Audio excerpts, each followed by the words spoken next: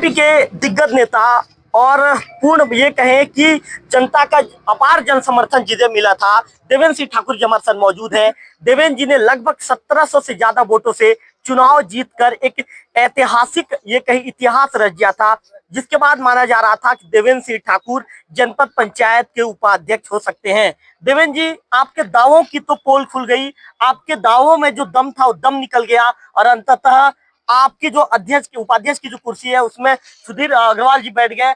हालांकि अभी भी आप मुस्कुरा रहे हैं देवेंद्र जी, तो ये बनावटी मुस्कुराहट तो नहीं है देवेंद्र जी? नहीं, ये मुस्कुराहट दिल से है और मेरे क्षेत्र के 4000 जनता उनके आशीर्वाद से मुस्कुराहट है। रही बात उपाध्यक्ष पद की, देखिए पद आता है जाता है, जो व्यक्ति सक्रिय होता है वो काम करता है।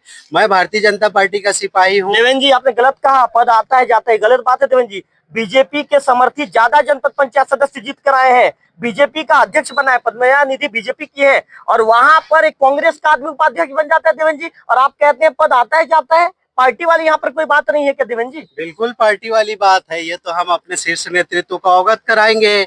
कल हमारी बात हुई थी जिला कार्यालय में, हमने बैठ के आदरणीय जिला अध्यक्ष जी, इस जिले के प्रभारी, पूर्व सांसद महोदय, पूर्व विधायक महोदय, सबके साथ हमारी बैठ के बात हुई थी। उन्होंने भी कहा कि अगर भारतीय जनता पार्टी से जो समर्थित जो है अध्यक्ष बन रहे हैं तो हमने कोई विरोध नहीं किया, हमने तो उनको निर्विरोध कराया।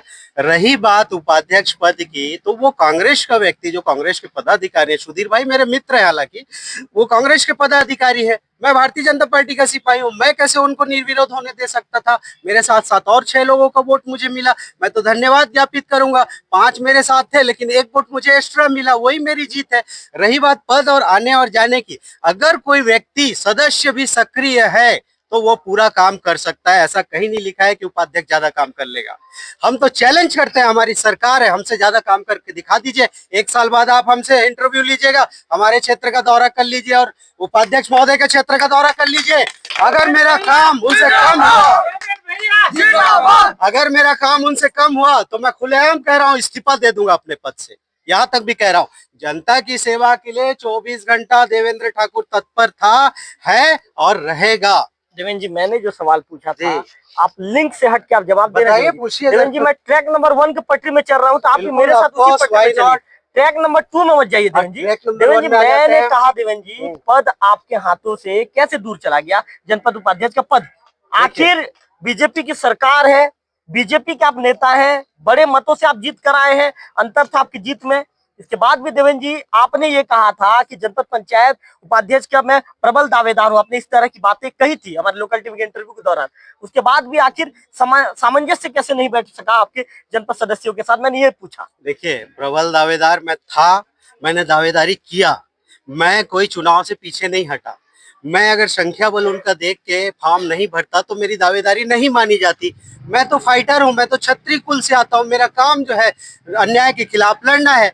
हार और जीत तो जनता के लिए है। वहां पे इतने सारे जो सदस्य थे जिन्होंने भारतीय जनता पार्टी का इतना बड़ा बड़ा नया गमछा मस्त लटका के आए थे, उनको अंतरात्मा में समझना चाहिए था कि उनका वोट भारतीय जनता पार्टी के सिपाही के लिए है या फिर कांग्रेस के सिपाही के लिए है। और रही बात जीत और हार की, वो तो मैं स्वीकार करता हूँ, मैंने हारा जरूर है उपाध्यक्ष का चुनाव, मैंने क्षेत्र की जनता का उम्मीद नहीं हारा है, ना ही मेरे क्षेत्र की जनता को मेरे से उम्मीद हारने की जरूरत है। मैं तब भी 24 घंटा उनकी सेवा के लिए उपलब्ध हूँ और हमेशा रहूँ। देवेंद्र जी का जहाँ गलत होगा ऐसे ही मुखर आवाज में विरोध करेंगे कि चेहरा देखेंगे? बिल्कुल, आप लोग जानते हैं, सब लोग जानते हैं, है ना, उनका अगर कोई जनहित की बात होगी, अध्यक्ष हमारी भावी अध्यक्ष जी के द्वारा, उपाध्यक्ष के द्वारा भी कोई भी जनहित का फैसला होगा, हम विरोध नहीं करेंगे। लेकिन जनता के अधिकार के साथ हनन होगा, भ्रष्टाचार होगा, घोटाला होगा तो देवेंद्र ठाकुर सबसे पहले विरोध करेगा। आपके कैमरे में कह रहा हूँ। देवेंद्र जी, क्या इन परिस्थितियों को ऊपर स्तर पर अवगत कराएंगे? आपका संगठन है, संगठन तक बात पहुंचेगी? जी, मैं क्योंकि पार्टी का सिपाही हूं और बैठ के मंथन होगा ही।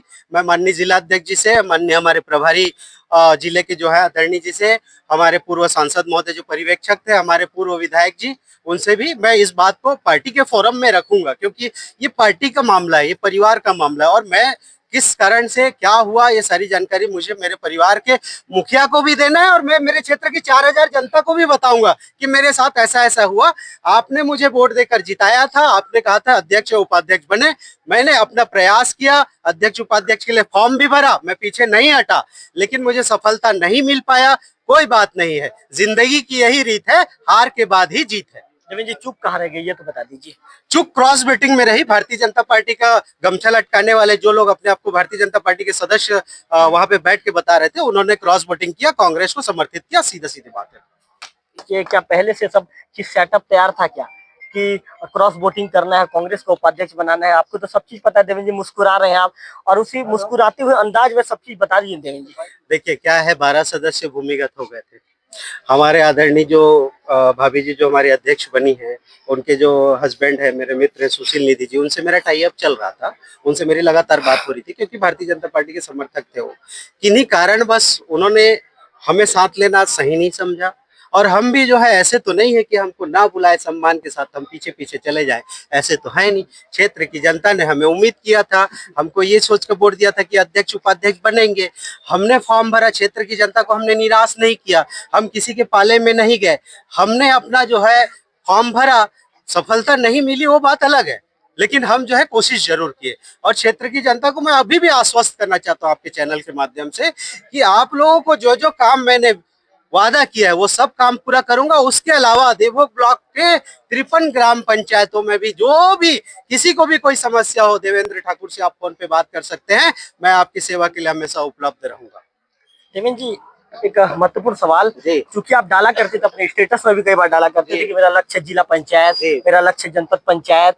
लग रहा है कि देवेंद्र जी, हालांकि जनता ने तो दोनों हाथ से आशीर्वाद दे दिया है, लेकिन किसी पद में नहीं पहुंच पाए, तो लग रहा है क्या कि मैं सब कुछ पाकर भी मेरे लिए बहुत कुछ चीजें मैं छोड़ चुका हूँ, ऐसा कुछ लग रहा है? बिल्कुल नहीं लग रहा है। मेरे क्षेत्र की 4000 जनता ने मुझे जनपद सदस्य चुना, मेरे गांव के मतदाताओं ने मेरे श्रीमती को सरपंच चुना। हम निर्वाचित जनप्रतिनिधि हैं और हम अपना अधिकार जानते हैं। कोई अध्यक्ष हो, कोई उपाध्यक्ष हो, जो जनता के हित में फैसला होगा हमारा समर्थन होगा, जो जनता के हित में नहीं होगा, भ्रष्टाचार घोटाला होगा, तो हमारा विरोध होगा। मैं तब भी बोला, अब भी बोल रहा हूँ, 5 साल बाद भी बोलूंगा। देवेंद्र जी दुखी हैं? बिल्कुल नहीं, मैं तो मुस्कुरा रहा हूँ। मैं तो महाकाल का भक्त हूँ और ये सब जनता मेरे जो है जनार्दन है, इन्होंने आशीर्वाद दिया है। ये दुखी नहीं है तो मैं कहाँ से रहूंगा?